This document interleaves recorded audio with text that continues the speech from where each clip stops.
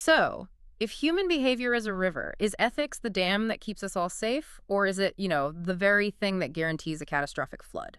That is the big question. Right. And today, we're taking a deep dive into texts that push human thought to its absolute and sometimes really terrifying limits. Hmm. We're trying to understand the mechanics of that dam and the terrifying inevitability of the flood. Yeah, we're looking at the foundational philosophy of Immanuel Kant, the explosive theories of Georges Bataille, and then acting as this dark, distorted mirror to both of them, the Marquis de Sade. Now, before we take a single step further, I need to give a crucial warning to you listening. The sources we're unpacking today deal in extreme violence, intense taboos, political insurrection, and radically charged moral concepts. Highly charged. Exactly. So we are here strictly as impartial guides. We are not taking any sides, left, right, or center, and we are absolutely not endorsing any of the violent or transgressive actions described in these texts. Definitely not. Our sole purpose is to impartially convey and rigorously analyze the architecture of these ideas for your intellectual exploration. So with that framework in place, how did two brilliant thinkers look at the exact same human condition and arrive at completely opposite conclusions about what it means to be alive? Well, it starts with recognizing a fundamental shift in how we observe ourselves. Because for centuries, philosophy was completely dominated by traditional normativity. Normativity. Right. Normativity is essentially the study of how we should act. It is that invisible script in your head right now. Like the voice that tells you to wait patiently in line at the coffee shop. Yes, or to sit quietly on a crowded train instead of just, suddenly screaming at the top of your lungs. Immanuel Kant is perhaps the ultimate architect of that invisible script. Right. His primary question in his groundwork of the metaphysics of morals is, what ought we to do? He's entirely focused on constructing a stable, universal, rational ethics. He basically wants to build the perfect, unbreakable dam. Because without the script, without the dam, society just collapses into total chaos. But that's exactly where Georges Bataille enters the picture and completely flips the script, right? Precisely. Bataille doesn't ask how we build the dam. Bataille asks, why do we transgress what we ought to do? Oh, wow. Yeah, why do these ethical frameworks inevitably, reliably break? We're moving away from normativity and wading into the murky waters of what he calls limit experiences. So he's looking at the moments when the invisible script fails, when the dam inevitably bursts. Exactly. He is interrogating those exact moments. Okay, let's unpack this because, I get that they are asking different questions, but it feels like they are looking at two completely different species. How do they justify such wildly divergent starting lines? It's because they have a fundamental disagreement about what actually constitutes the core of human reality. To understand this, you really have to look at the historical and psychological context they were writing in. Right, Kant is late 18th century. Yes, the height of the Enlightenment. He is looking at the staggering success of Isaac Newton in physics. Oh, interesting. Newton proved that the physical universe operates according to universal, unbreakable, rational laws. Gravity works the exact same way in London as it does in Tokyo. Sure. So Kant looks at this and thinks, well, if the physical world is governed by universal rational laws, shouldn't the moral world be governed by them too? That makes sense. For Kant, ethics is the very thing that elevates us. It is what makes human life rational and dignified. Yeah. Without a universal moral law, we are just highly evolved animals reacting to biological stimuli. So Kant is essentially looking for the gravity of human behavior. He wants an equation for goodness that is as reliable as 2 + 2 = 4. Exactly. But then you have Bataille, and he is writing in the mid-20th century. He is writing The Accursed Share and his essays on expenditure in a Europe that has literally just torn itself apart in 2 world wars. Oh, man. Yeah, that's a very different vibe. Completely. He has seen what supposedly rational, highly civilized, industrialized societies are actually capable of. He sees the absolute failure of rational systems to contain human violence and excess. Right. The dam failed. Spectacularly.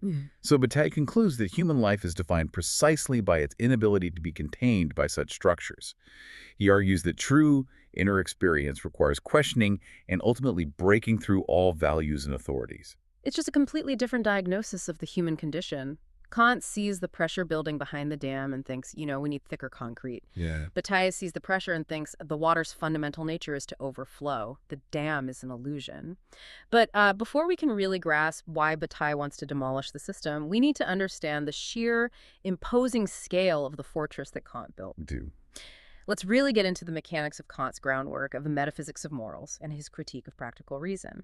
Because this whole fortress rests on one massive, intimidating foundation, right? The categorical imperative. The categorical imperative is the absolute bedrock of Kantian ethics. Kant actually formulates it in several different ways throughout his texts to show its different facets, but the primary, most famous formulation is this: act only according to that maxim, whereby you can at the same time will that it should become a universal law. Okay, that sounds very grand and authoritative, but what does it actually mean in practice? Like, what even is a maxim? A maxim is simply the underlying principle or rule of your specific action. It's the why behind what you are doing. Give me an example. So if you are thirsty and you take a drink of water, your maxim is, when I am thirsty, I will drink water to quench my thirst. Okay, simple enough. Kant says that before you take any moral action, you have to identify your maxim, and then you have to run it through this brutal, uncompromising thought experiment. You have to ask, could I will that every single rational being in the universe acts on this exact same maxim at all times without logical contradiction? It's basically a stress test for your intentions. A purely logical stress test. And what is really vital to understand here is that Kant completely prioritizes form over content. Wait, I need to stop you there. Form over content. That sounds like a design principle, not a moral philosophy. Are you saying Kant doesn't care about the actual real-world results of an action? I am saying exactly that. Yeah. And it is one of the most difficult things for modern people to accept about Kant. Yeah, no kidding. We are so conditioned to think like utilitarians. We think an action is good if it makes people happy, or if it minimizes suffering, or if it produces a good outcome. That is looking at the content or the consequence of the action. Kant completely rejects this. But why? Why would he reject happiness or minimizing suffering? That seems completely counterintuitive to everything we think of as being good. Because outcomes are entirely out of your control. The physical world is messy. You might try to help someone cross the street, and in doing so, you accidentally trip them and cause them to break their ankle. If morality is based on outcomes, your action was evil, even though your intention was good. Furthermore, what makes you happy might make me miserable. True. If morality is based on human desires and happiness, it becomes subjective, wobbly, and relative. Kant wants the gravity of morality. He wants it to be absolute. Therefore, the moral worth of an action cannot depend on the unpredictable physical world. It must depend entirely on the form of the will, the structural universality of the maxim itself. So he introduces this distinction between hypothetical imperatives and categorical imperatives to lock this down, right? Correct. This is a really vital distinction in the text. Hypothetical imperatives are conditional. They are based on achieving a specific goal or satisfying a desire. They take the form of, if you want X, do Y. Like, if you want to lose weight, go to the gym. Exactly. Or, if you want a good reputation, don't lie. If you want to stay out of prison, don't steal. But wait, those sound like good rules. Why aren't those moral? Because they are dependent on the F. What if you don't care about your reputation? What if you don't care about going to prison? Oh, I see. The moment the desire vanishes, the rule vanishes. The authority of a hypothetical imperative is incredibly fragile because it rests on human whim. It's too shaky. Right. Kant says true morality cannot be a mere suggestion based on what you happen to want today. True morality must be a categorical imperative. It is absolute and unconditional. It dictates, do X, because it is objectively, rationally necessary, regardless of your desires, regardless of the consequences. So you do not lie, period. Not to protect your reputation, not even to save a life. You tell the truth because the formal logic of truth-telling is universalizable. Let's ground this in the famous example he actually uses in the text, because I think this is where the sheer mathematical rigidity of Kant really hits home, the lying promise. Yes. So Kant poses this scenario. A person is in deep financial trouble and needs a loan. They know they can never pay it back, but they also know they will only get the money if they promise to repay it. Right. So they consider the maxim. When I am in financial distress, I will make a false promise to get what I need. Now, most people would look at that and say, well, that's wrong because it hurts the person lending the money. But Kant doesn't care about the hurt feelings or the lost money, does he? Not at all. Kant says you must take that maxim and try to universalize it. Imagine a world where everyone, whenever they are in trouble, makes a false promise. What happens? Nobody believes anyone anymore. Exactly. The very concept of a promise completely destroys itself. In a world where everyone knows that a promise made in distress is a lie, no one would ever believe a promise. The words "I promise" would become meaningless noise. Wow. Therefore, you cannot rationally will this to become a universal law because the universalized law immediately annihilates the very mechanism you are trying to use. The action is logically contradictory. It is, structurally, a parasite that Yeah. relies on the health of the host, the general truthfulness of society to survive. It's brilliant, honestly. It's like a flawless, frictionless mathematical equation. It proves that immorality is not just bad, it is literally irrational. It's a logical error. It is. But this leads to an incredibly demanding standard for human behavior. Kant introduces another massive distinction here: autonomy versus heteronomy. And I think this is where Kant's system starts to feel incredibly heavy. It is a profound burden. Autonomy, for Kant, is the highest possible state of the human will.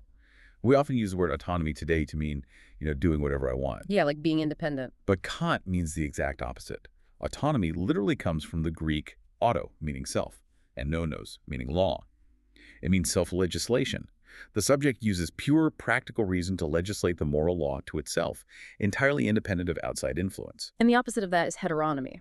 Hetero meaning other, seeking the law outside oneself. Yes, if your will is heteronymous, it is being determined by foreign forces. And for Kant, foreign forces includes almost everything that makes us feel human. Like what? If you act because of a biological desire, a fear of punishment, an emotional attachment, or even to achieve a specific object, even if that object is your own happiness or the happiness of your family, your will is heteronymous. Oh, wait, really? Yes. You are letting nature, biology, or circumstance pull your strings like a marionette. You are acting like an animal responding to stimuli, not a free, rational agent. I really want to make sure I grasp the extremity of this. Let's say I see someone struggling to carry groceries in the rain. I feel a deep pang of empathy for them. It physically hurts me to see them struggle, so I rush over and help them. Most people would call me a saint. What does Kant call me? Kant would say your action has legality. It conforms outwardly to what the moral law would demand, but it completely lacks true moral worth. Why? I helped the person. Because you didn't do it out of duty to the universal law. You did it to soothe your own biological pang of empathy. Oh my God. You acted to relieve your own psychological discomfort. Your action was heteronymous. For Kant, true morality requires an extreme, almost terrifying level of purity. It must be completely scrubbed clean of inclination, emotion, or biological desire. Action must be done out of duty and out of respect for the law. So the only way I get moral credit in Kant's ledger is if I actively despise the person carrying the groceries. Like if I am cold, exhausted, and want nothing more than to go home, but I help them anyway, purely because my intellect recognizes that helping those in need is a universalizable maxim. That is exactly the crucial implication of Kant's framework. Moral value arises precisely when an action opposes desire. The more friction there is between what you want to do and what the law commands you to do, the clearer your moral autonomy shines through. That is wild. If you enjoy doing good, your motives are clouded. If you hate doing it but do it anyway out of duty, your will is pure. That is a staggering way to view human life. Ethics in this framework isn't about flourishing or joy. It is a self-imposed structure of absolute necessity. It acts as a rigid, unyielding space of resistance to excess, emotion, and bodily desire. It's a fortress built to keep human nature out. Kant argues that it is only through this resistance, this autonomy, that we elevate ourselves into what he calls the intelligible world. We free ourselves from the sensible world of cause and effect, where animals live entirely enslaved by their instincts. This is what gives humanity its unique, incomparable dignity. It is a beautiful, majestic architecture. But I keep coming back to the water behind the dam. Right. What happens to all that suppressed human messiness? You can't just legislate human passion out of existence. You can build the most mathematically perfect dam in the world, but if you ignore the fact that it's raining, you are going to drown. Exactly. And this is exactly where George's Bataille kicks the door down. We are shifting from Kant's groundwork to Bataille's The Accursed Share and his essays on the notion of expenditure. It is a whiplash-inducing shift. Kant starts in the realm of pure abstract reason. Bataille doesn't start with reason. He starts with cosmology. He starts with biology. He looked at the physical universe and builds a system he calls the general economy. And his starting point for this economic theory is the sun. Yes. Bataille notes a basic, undeniable, and overwhelming physical reality. The sun gives out immense, staggering amounts of energy. It radiates this energy across the solar system without ever asking for or receiving anything in return. Just a one-way street. It is a one-way flow of spectacular, glorious cosmic expenditure. The sun is constantly burning itself up. Okay, so how does astrophysics become human philosophy? Because Earth is caught in the path of that radiation. Therefore, on Earth, the biosphere that receives this relentless solar energy is fundamentally defined by excess.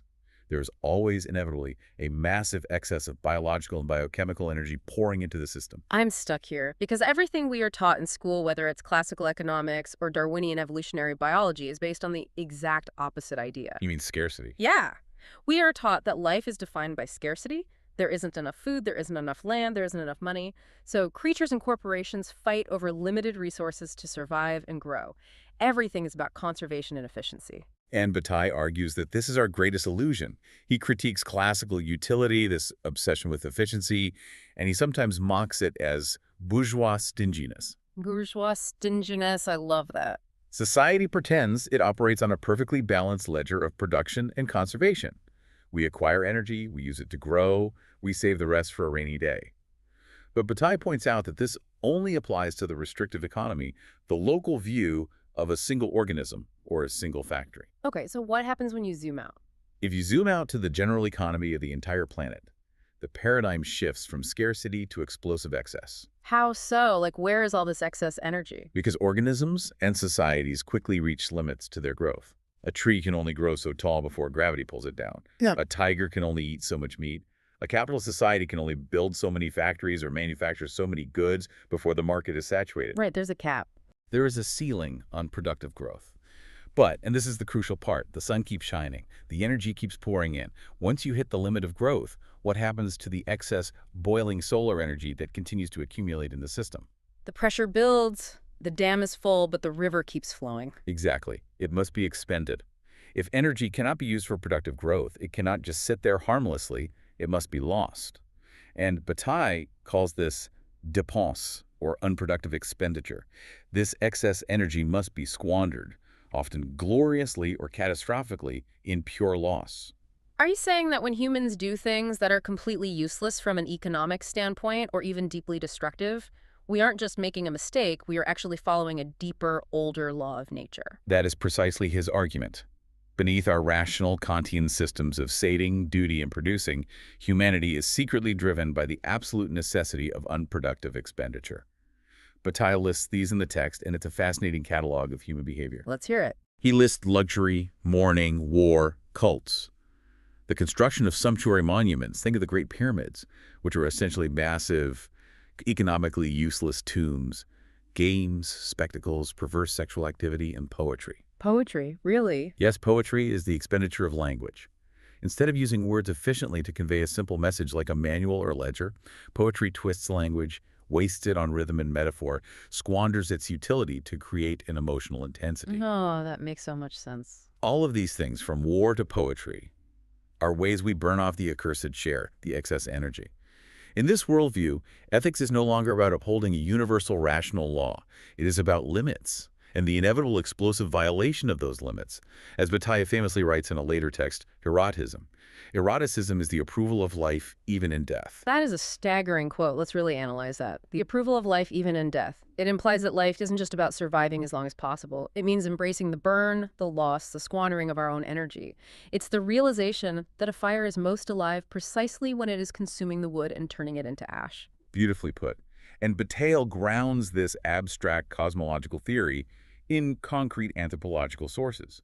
He draws heavily on Marcel Mauss's studies of the potlatch. Yes, let's dive deeply into this because this completely short-circuits modern logic. The potlatch was a ceremonial feast practiced by indigenous peoples of the Pacific Northwest coast of North America, like the Tlingit, the Haida, and the Kwakiutl tribes. To understand the potlatch, you really have to understand their environment.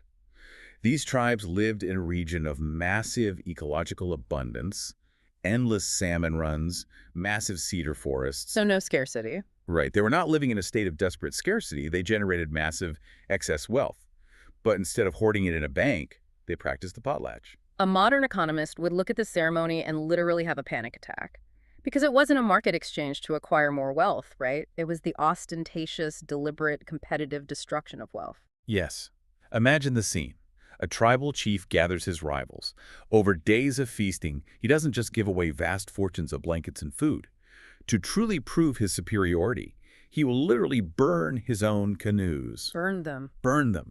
He will take highly prized, incredibly valuable ceremonial copper shield objects that represented immense labor and wealth, and he will publicly break them and throw the pieces into the ocean. Why on earth would anyone do that? If you want to be the most powerful person, shouldn't you be the guy who hoards the most canoes and the most copper? That is Kantian bourgeois logic. That is the logic of accumulation.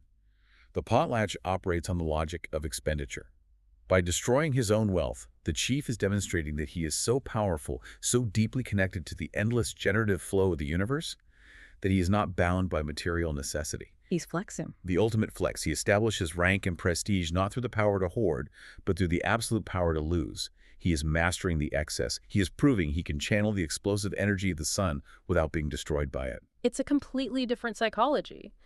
The tension of watching a year's worth of labor burn in a fire, the awe, the terror, the intensity of that moment, that is what Bataille is after. And if we extrapolate this dynamic and we connect it to the bigger picture of modern history, Bataille's theory becomes incredibly dark and prophetic. He views class struggle and revolution in a completely different light than traditional political science. Well, yeah, a traditional Marxist would say class struggle is a rational fight over the equitable distribution of resources. You know, the workers want the factories. Yes, a rational reallocation of the restrictive economy. Yeah. But Bataille sees it as the grandest, most terrifying form of social expenditure. Right. In a healthy society, Bataille argues, the elite perform the function of the potlatch chief. Oh, interesting. They're supposed to spectacularly expend the excess wealth on behalf of the society through grand public festivals, massive monuments, or even glorious, albeit destructive campaigns. But when the bourgeoisie takes over, with their Kantian obsession with utility and savings, they stop expending. They just hoard it. Exactly. The rich hide their wealth behind mansion walls. They obsess over sterile accumulation in bank accounts. They refuse to burn the copper shields. And so the solar energy keeps pouring in, the wealth accumulates, the pressure builds behind the dam, and there is no pressure release valve. Precisely. And so the revolution occurs. But it doesn't occur just to redistribute bread. The revolution becomes a catastrophic, bloody, ecstatic release of pent-up social energy. The guillotine isn't just an instrument of justice. It is an instrument of massive, wasteful social expenditure. Wow. The violence is a structural necessity of the general economy trying to rebalance itself through pure loss. That is absolutely chilling. Yeah. So we now have these two massive, irreconcilable paradigms fully laid out. We have Kant's law of cold, universal reason demanding stability and purity. And we have Bataille's law of boiling, solar excess demanding catastrophic expenditure. Let's put them directly head to head. Okay. Because there are three specific philosophical battlegrounds where these texts violently collide. The first fundamental collision is the battle between universality and singularity. Right. Kant, as we established, builds everything on the universal. The categorical imperative demands that a moral law must apply to everyone, everywhere, at all times. It is like the law of gravity. Which means Kantian ethics demands repetition. If a situation occurs a million times, you must act the exact same way a million times for it to be moral. There is no room for exceptions. Right. But Bataille looks at this and says, this completely flattens the human experience. Bataille argues that authentic human reality is irreducibly singular. It actively resists repetition. What does he mean by authentic experience resisting repetition? Think about the most profound moments of your life. The moment you first fell deeply in love, or a moment of sudden shattering grief, or a moment of inexplicable wild joy. Can you standardize that? Can you turn the feeling of falling in love into a universal law that must be repeated the exact same way on schedule? No. If you try to force it into a schedule, if you say, I must feel this exact ecstasy every Tuesday at 4 p.m., you instantly kill the experience. It becomes a chore. Exactly. For Bataille, inner experience is inherently a journey to the absolute end of the possible. It is a singular rupture in time. You cannot universalize ecstasy or anguish. The moment you try to formalize it into a Kantian rule, you drain the blood out of it. Which brings us directly to the second collision, reason versus experience. Kant argues that pure practical reason must absolutely govern our actions. We must literally think our way to the good. Emotion and experience are deceptive. Only logic is pure. Bataille argues the exact inverse. He argues that true, profound human experience occurs exactly at the point where reason completely collapses. He uses a specific term for this in the text, doesn't he? He does. He calls it non-savoir or non-knowledge. When you are pushed to your absolute psychological or physical limit, your rational mind breaks down. You can no longer categorize what is happening to you. You're just in it. Right. You are caught in an intertwined state of terror, awe, anguish, and ecstasy. It cannot be formalized into a neat philosophical system or a syllogism. It is the blind spot of the intellect. For Bataille, reason is just a tool we use to survive the workday. Non-savoir is where we actually touch the raw nerve of existence. I can feel the tension building here. We have Kant demanding universal reason and Bataille demanding singular irrational experience. And this leads us to the third and perhaps most vital battleground. This is where the dam and the flood actually meet. Law versus transgression. For Kant, the moral law must never be broken. The dam must hold at all costs. A single crack compromises the integrity of the entire structure of human dignity. For Bataille, the law exists precisely in order to be transgressed. Hey, I need to push back on that. That sounds like edgelord philosophy. Is he really saying we build these massive sacred legal and moral structures just so we can have the fun of breaking them? That seems incredibly juvenile. It sounds that way until you examine Bataille's nuance. Transgression, for Bataille, is not simple, meaningless rebellion, and it is certainly not mere chaos or anarchy. This is the crucial point. Without a strict prohibition, without the law, there can be no transgression. Because you can't break a rule that doesn't exist. Exactly. Yeah. You actually need the rigid, uncompromising, terrifyingly strict Kantian law to create the boundary. Because the psychological and spiritual act of crossing that boundary is what produces the intense sacred feeling of human existence. Oh, I see. Transgression does not destroy the law. It affirms the law in the very act of violating it. I'm trying to visualize this. It's like a horror movie. How so? Well, to enjoy a horror movie, you absolutely need the safety of the theater seat. The theater seat, the knowledge that you are safe in a building that is the law. That is the structure. The monster on the screen hacking people to pieces, that is the transgression. You need the boundary of the safety to actually enjoy the terrifying thrill of the excess. If you take away the safety of the theater seat, if the boundary disappears, it isn't a thrilling movie anymore. You're just being chased through the woods by a guy with a chainsaw. Yeah. It's no longer transgression. It's just pure trauma and chaos. The boundary creates the space for the thrill. That is a highly effective analogy, but Bataille pushes it even one step further. In Bataille's world, you aren't just sitting in the theater safely watching the monster.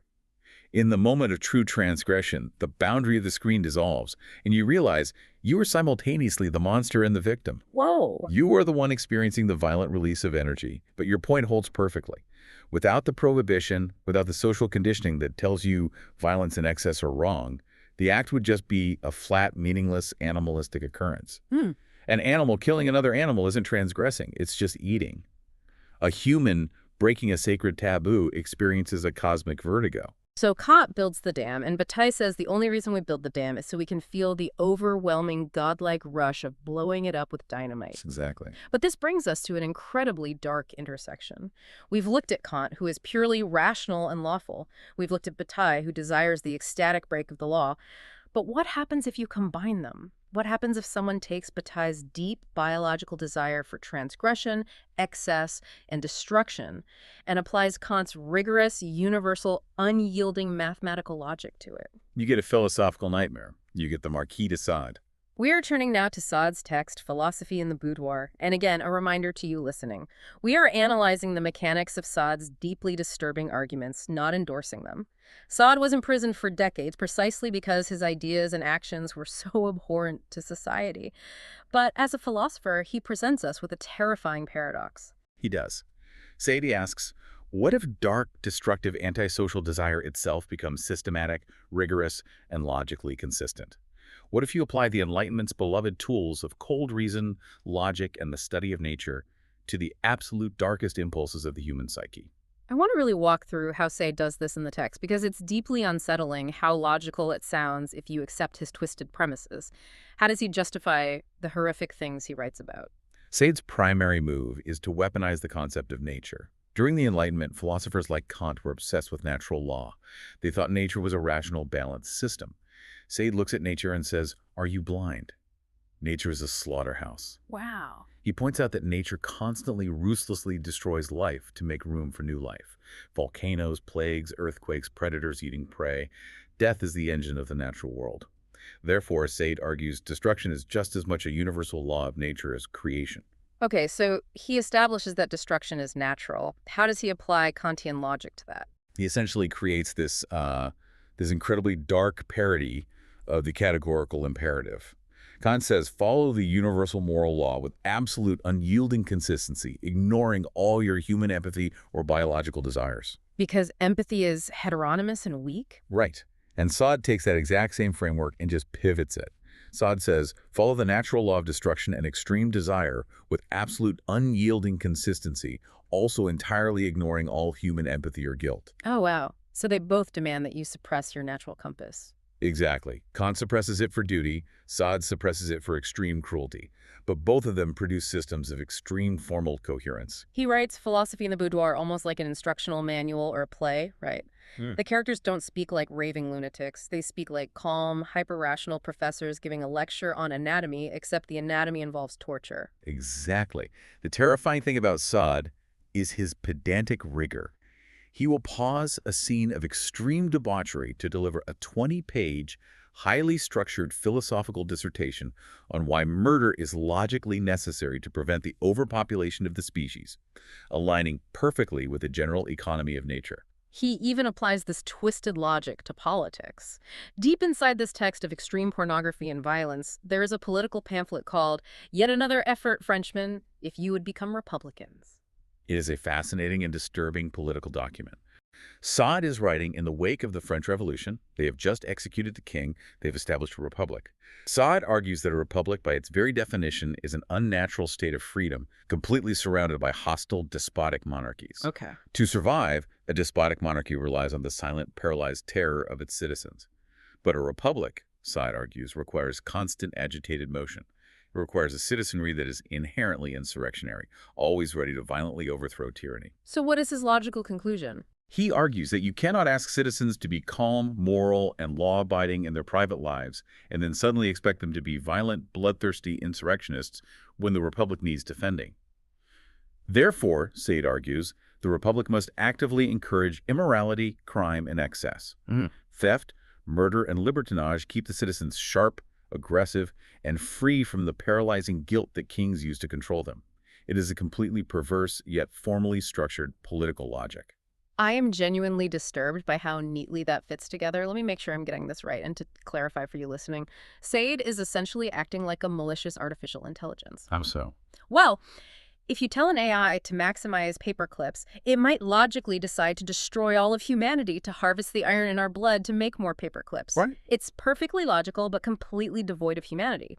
Sade is using the tools of the Enlightenment to build a perfectly logical defense of absolute atrocities. He's weaponizing Kant's obsession with consistency. That is a brilliant analogy. Sade is a philosophical paperclip maximizer, optimizing for destruction. And this exposes a massive glaring vulnerability in the purely formal nature of Kant's ethics. How does Sade break Kant? Think back to the requirement of purity. Kant insists that morality must be purely formal, based only on logic, and must strictly ignore human feelings, empathy, and bodily outcomes. But if you banish empathy from the equation, you lose the safety net of human compassion. Yeah, that makes sense. If morality is purely a mathematical formula, it struggles to fully exclude radically destructive maxims if a brilliant, twisted mind can find a way to apply them universally and consistently without logical contradiction. Sade essentially proves that pure formalism risks becoming dangerously, catastrophically indifferent to actual human suffering. Bataille looks at Sade, and he doesn't just see a monster. He sees a warning label on the Enlightenment. Bataille sees Sade as a mirror reflecting the horrifying extremity of cold rationality itself. If you push reason far enough, it circles back around to madness.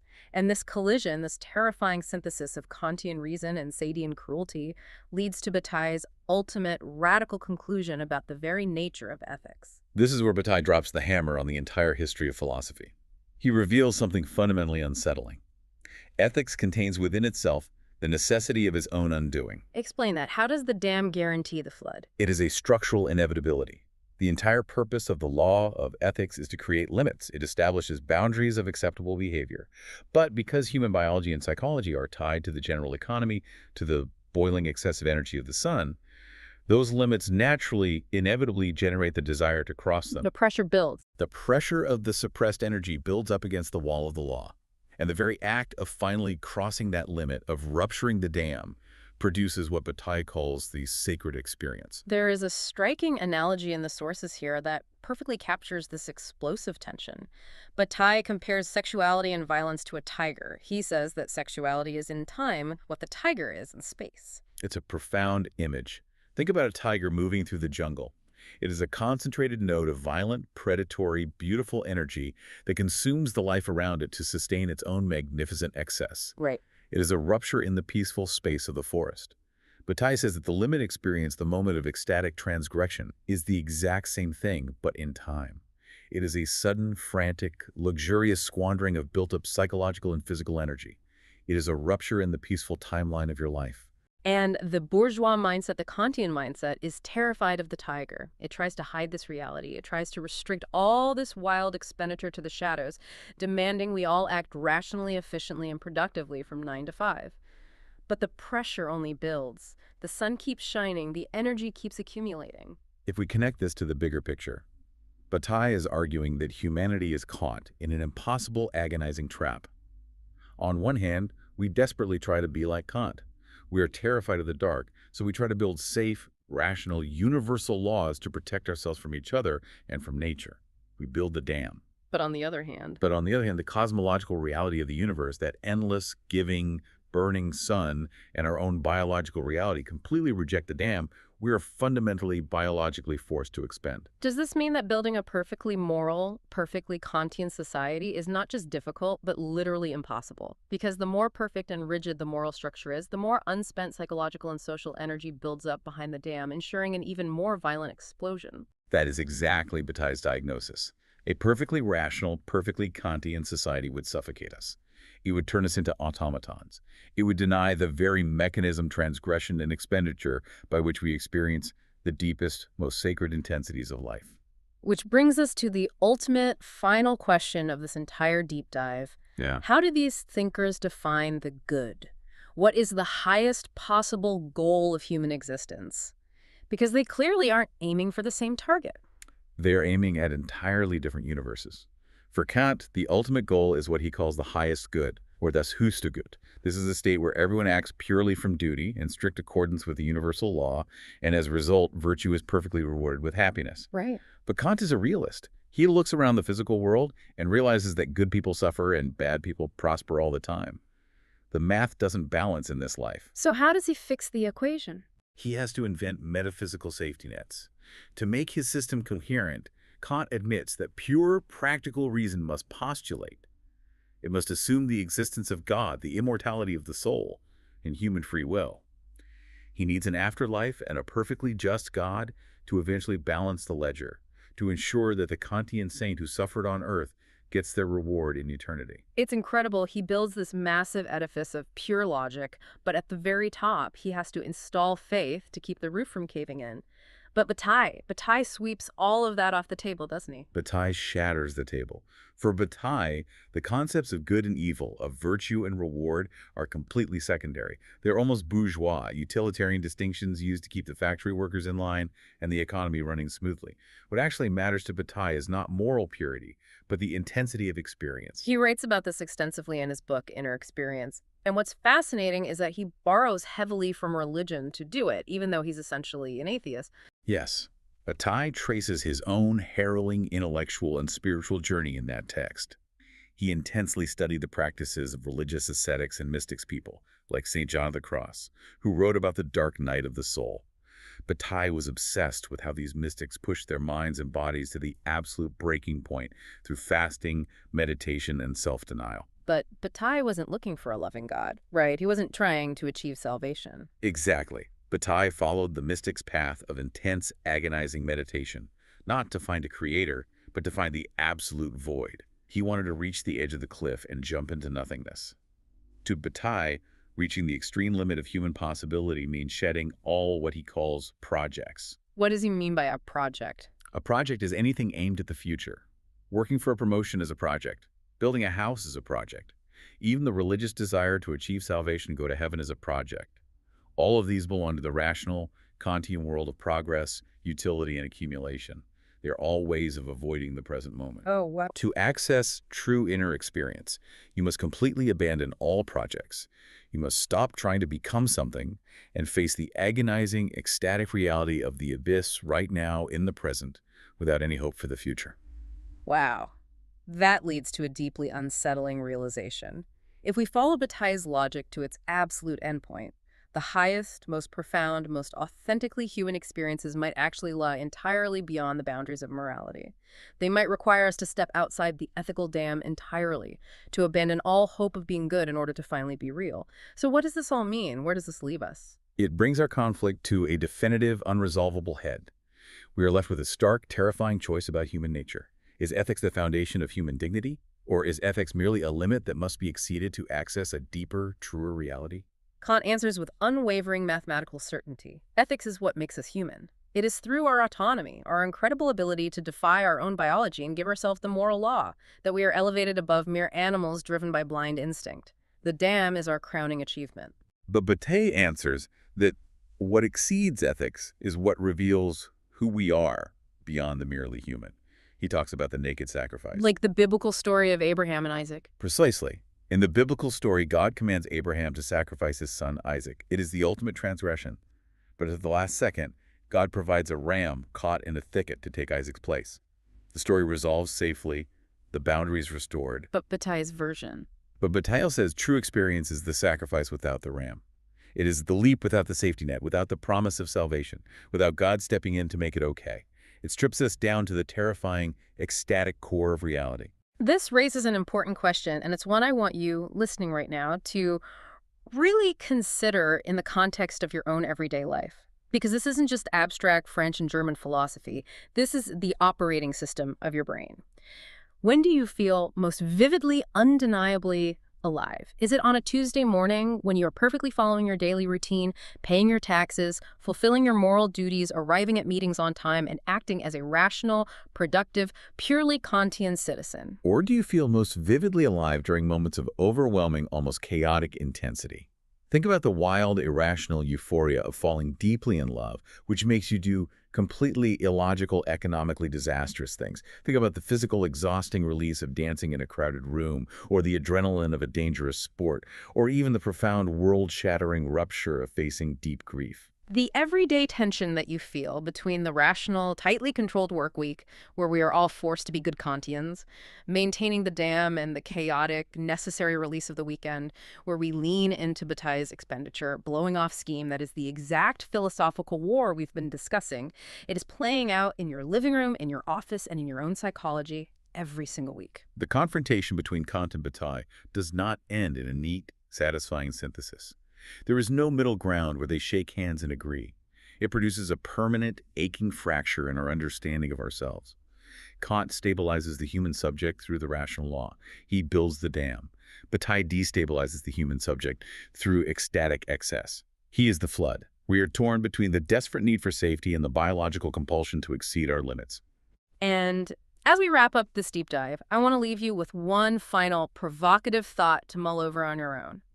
It builds on the terrifying mirror that Sade held up to both of these thinkers today. Think about the most purely ethical, rigid, and strictly controlled systems in human history.